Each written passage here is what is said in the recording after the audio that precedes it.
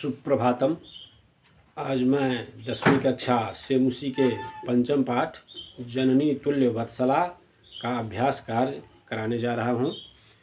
यहाँ पहला प्रश्न है, एक पदेन उत्तरम लिखता, अर्थात एक पद में उत्तर लिखे।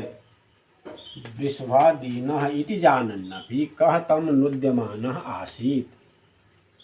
वृषभ बैल दीन दुर्बल है, यह जानते हुए भी कौन उसे दुख देता था। इसका उत्तर होगा कृषकः। दूसरा प्रश्न है, उसके आगे ख, वृषभः पुत्र पपात, बैल कहाँ गिर गया।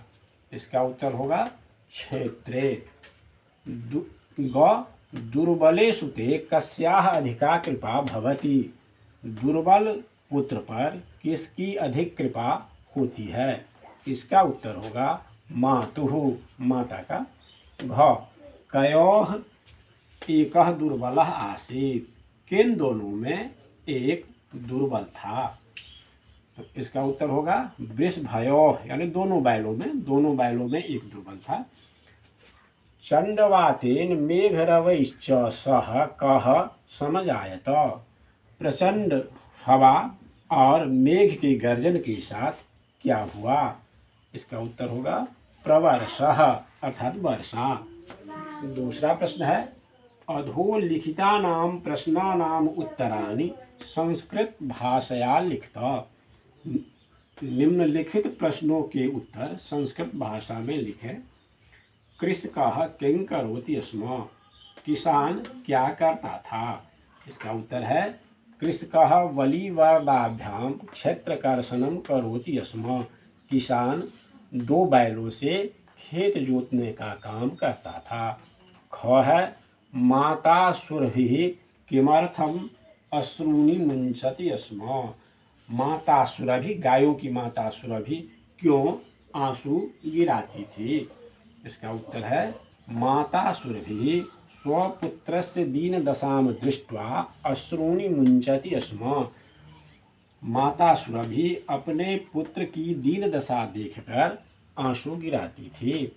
गौ, सुरभिः इंद्रस्य प्रश्नस्य किमुत्तरं ददाति। सुरभि इंद्र के प्रश्न का क्या उत्तर देती है। इसका उत्तर है सुरभिः इंद्रस्य प्रश्नस्य बहून्यपत्यानि मे सन्तीति सत्यं, तथाप्यहमेतस्मिन् पुत्रे विशिष्य आत्मवेदनाम् अनुभवामि इति उत्तरं ददाति। सुरभि कहती है कि सुरभि इंद्र के प्रश्न का बहुत संतान मेरे हैं यह सत्य है, फिर भी मैं इस पुत्र पर विशेष आत्म पीड़ा अनुभव करती हूँ, यह उत्तर देती है। मातुः अधिका कृपा कस्मिन् भवति, माता की अधिक कृपा किस पर होती है। इसका उत्तर है मातुः अधिका कृपा दुर्बले सुते भवति, माता की अधिक कृपा दुर्बल पुत्र पर होती है। वह इंद्रः दुर्बल वृषभस्य कष्टानि अपाकर्तुं किं कृतवान्। इंद्र ने दुर्बल वृषभ यानी बैल के कष्ट को दूर करने के लिए क्या किया। इसका उत्तर है इंद्रः दुर्बल वृषभस्य कष्टानि अपाकर्तुं चंडवातेन मेघरवैश्च सह प्रवर्षं कृतवान्। इंद्र ने दुर्बल बैल के कष्ट को दूर करने के लिए प्रचंड वायु और मेघ के गर्जन के साथ वर्षा की। जननी कीदृशी भवति, माता कैसी होती है। इसका उत्तर है जननी तुल्य वत्सला भवति, माता समान स्नेह करने वाली होती है, यानी माता अपने बच्चों से समान स्नेह करने वाली होती है। 6, पाठेस्मिन् कयोः संवादः विद्यते। इस पाठ में किनका संवाद है, यानी किन दोनों का संवाद है। पाठेस्मिन् सुरभि इंद्रयोः संवादः विद्यते। इस पाठ में सुरभि और इंद्र का संवाद है।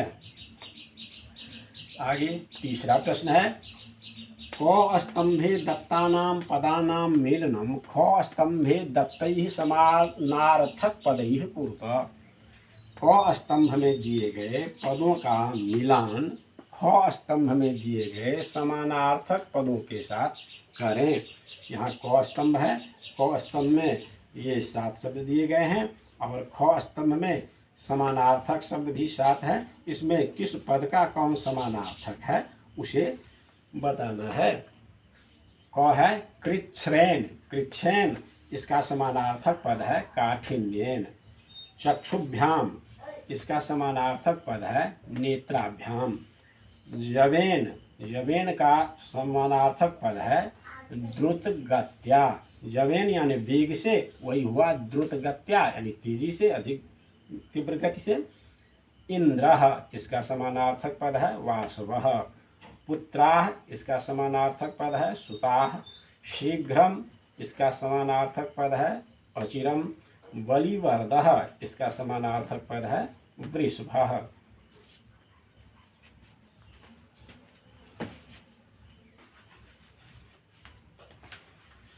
इस तीसरे प्रश्न के उत्तरों को एक बार पुनः देखें। कौन है कृच्छ्रेण, कृच्छ्रेण इसका समानार्थक पद है काठिन्येन यानी कठिनाई से। ख है चक्षुभ्याम, इसका समानार्थक पद है नेत्राभ्याम यानी दोनों आँखों से। ग जवेन इसका समानार्थक पद है द्रुत गत्या यानी वेग से, यह अर्थ हुआ इसका वेग से। घ इंद्रः इसका समानार्थक पद है वासवः। पुत्राः इसका समानार्थक पद है सुताः। शीघ्रम इसका समानार्थक पद है अचिरम। बलिवर्दः इसका समानार्थक पद है वृषभः। आगे चौथा प्रश्न।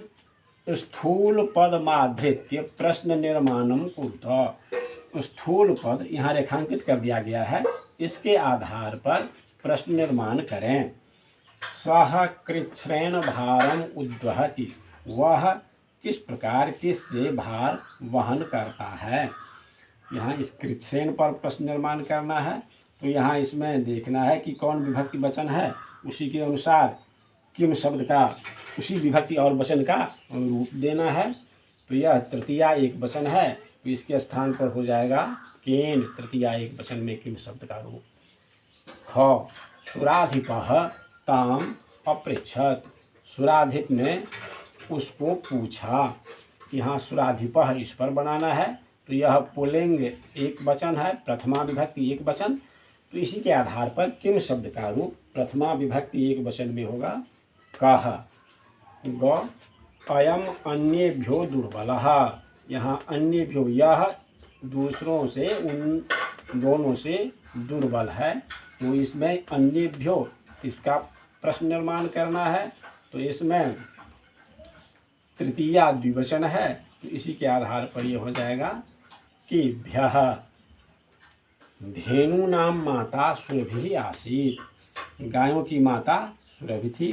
यहाँ धेनु नाम इस पद पर प्रश्न निर्माण करना है, तो यह स्त्रीलिंग षष्ठी बहुवचन है, तो इसी के आधार पर किम शब्द के स्त्रीलिंग षष्ठी बहुवचन का रूप काशाम यह आएगा। सहस्राधिकेषु पुत्रेषु सत्स्वपिसा दुखी आसीत, 100 से अधिक पुत्र रहने पर भी वह दुखी थी। तो सहस्राधिकेषु यह 100 से अधिक, इसके उत्तर में आ जाएगा, यह संख्यावाचक पद है, तो इसके लिए प्रश्न निर्माण करने में कति शब्द का प्रयोग होता है, यानी कितने पुत्रों में, कितने पुत्र होने पर वह दुखी थी। 1000 से अधिक पुत्र होने पर भी वह दुखी थी, तो यहाँ प्रश्न में आ जाएगा कितने, तो इसमें कति शब्द का रूप आएगा, और यह सप्तमी बहुवचन है, तो इसी प्रकार कति के सप्तमी बहुवचन का रूप आ जाएगा कतिषु, सहस्राधिकेषु के स्थान पर कतिषु।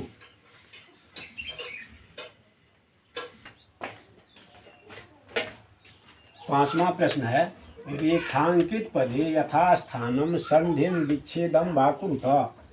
रेखांकित पदों में यथास्थान संधि अथवा संधि विच्छेद करें। कृष्कः क्षेत्रकर्षणम कुर्वन् जोर आसीत, कुर्वन् जोर आसीत इसकी संधि होगी कुर्वन् आसीत। ख ख तयोरेकः वृषभः दुर्बलः आसीत्। तयोरेकः का संधि विच्छेद तयोः जोर एकः। तथापि वृषभः न उत्थितः। न जोर उत्थितः इसकी संधि नोत्थितः। न जोर उत्थितः में न का अ और यह ह्रस्व उ मिलकर ऊ हो गया है। सत्स्वपि बहुषु पुत्रेषु अस्मिन् वात्सल्यम कथम। यहाँ सत्स्वपि का संधि विच्छेद सत्सु जोर अपि, यह सत्सु में उ और यह अ रहने पर आगे उ के बाद भिन्न वर्ण रहने पर उ का व हो जाता है, तो यह व हो गया सत्स्वपि सत्सु जोर अपि।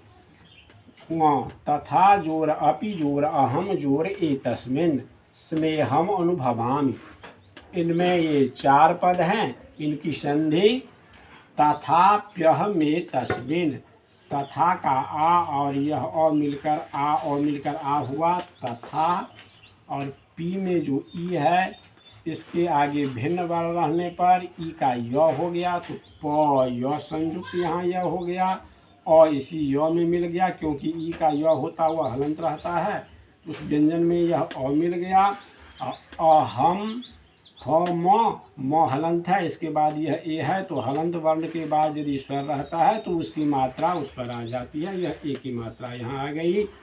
तथा जोर अपि जोर अहम जोर एतस्मिन् तथाप्यह में तस्मिन् में बहूनि अपत्यानि सन्ति। बहूनि जोर अपत्यानि, यहाँ बहूनि में ई और ई के बाद यह भिन्न वर्ण रहने पर ई का य हो गया, तो बहून्यपत्यानि। सर्वत्र जलोपप्लवः संजाता। सर्वत्र जलोपप्लवः संजातः। जलोपप्लवः जल जोर उपप्लवः, यहाँ अ और यह उ, अ और उ के मिलने से उ हो गया। जलोपप्लवः जल जोर उपप्लवः। 6ठा प्रश्न है अधोलिखितेषु वाक्येषु रेखांकित सर्वनाम पदम कस्मै प्रयुक्तम। नीचे लिखे वाक्यों में रेखांकित सर्वनाम पद किसके लिए प्रयुक्त किया गया है। सर्वनाम जानते हैं कि जो संज्ञा के बदले में आता है, तो ये सर्वनाम जो है वो किस संज्ञा के बदले में आया है, किसके लिए आया है। इसके उत्तर में जो पद आता है उसमें चतुर्थी विभक्ति लगाकर उत्तर देना होता है। सा च अवदत भो वासव अहम भृशम दुखिता अस्मि। देखो में यह सा है, यह सा किसके लिए आया है। उसने कहा या वह बोली हे वासव मैं बहुत दुखी हूँ। तो यह सा किसके लिए आया, यह कहा है सुरभि ने, तो सुरभि के लिए आया। और इसके उत्तर में जब प्रश्न पूछा जाता है कि यह सर्वनाम पद किसके लिए आया है, तो इसके उत्तर में चतुर्थी लगानी होती है। तो यह सुरभि के चतुर्थी में सुरभ्यै। ख पुत्रस्य दैन्यम दृष्ट्वा अहम रोदिमि। पुत्र की दीनता को देखकर मैं रोती हूँ। यहाँ अहम इस पद के लिए आया है। अहम किसके लिए आया, तो यह भी सुरभि के लिए ही आया है, तो यह होगा सुरभ्यै।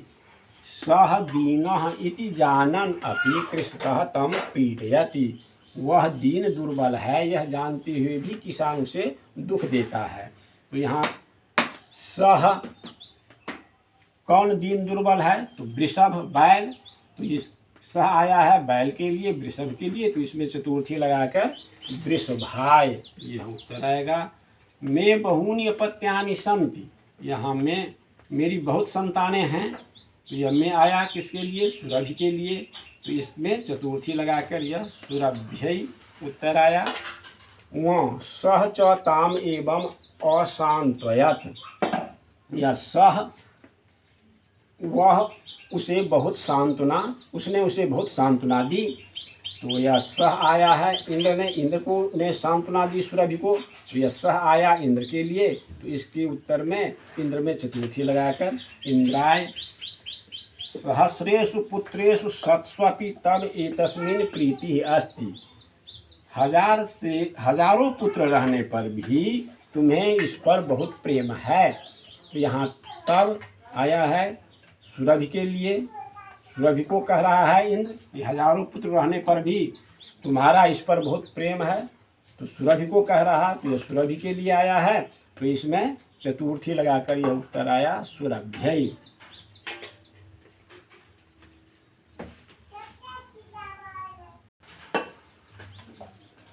7वां प्रश्न है क स्तंभे विशेषण पदम लिखितम ख स्तंभे पुनः विशेष्य पदम तयोः मिलनम कुरुत। क स्तंभ में विशेषण पद लिखे हैं और ख स्तंभ में फिर विशेष्य पद हैं, उन दोनों का मिलान करें, सही मिलान। क स्तंभ के पद हैं कश्चित दुर्बलम क्रुद्धः सहस्राधिकेषु अभ्यधिका विस्मितः तुल्यवत्सला।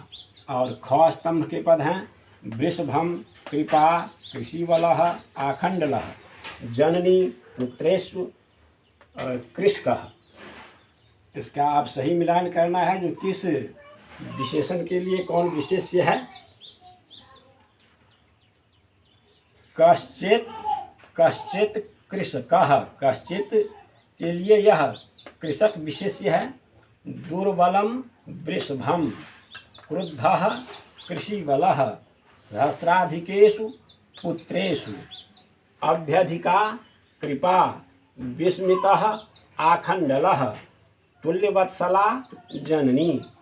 इस प्रकार इस अभ्यास के जननी तुल्य वत्सला अभ्यास के सभी प्रश्नों का उत्तर पूर्ण होता है।